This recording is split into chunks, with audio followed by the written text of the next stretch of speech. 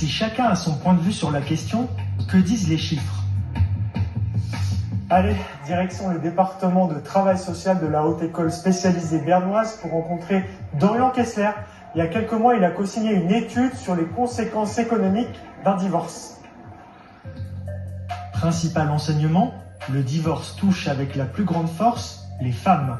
En moyenne, le revenu des mères avec enfants mineurs baisse de 38% dans les 2 années qui suivent la séparation.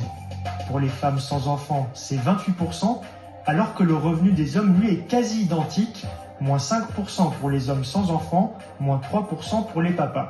Et ce, malgré les contributions d'entretien couramment appelées pensions alimentaires. Je sais pas où votre bureau alors. On va pas là? Ok. 3/4 des mères divorcées reçoivent de l'entretien pour soi ou pour l'enfant 2 ans après le divorce. Mais ça n'arrive pas à compenser cette perte que les femmes ont lors d'un divorce.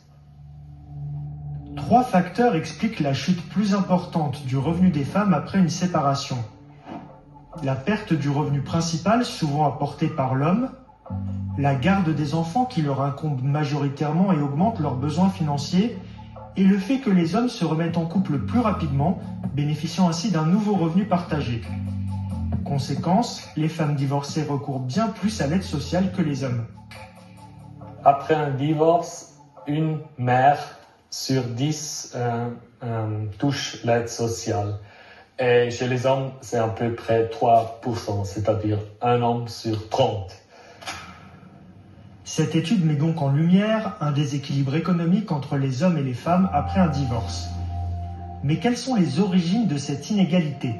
Le système lui-même joue un rôle, comme va nous l'expliquer une professeure et avocate spécialisée en droit de la famille.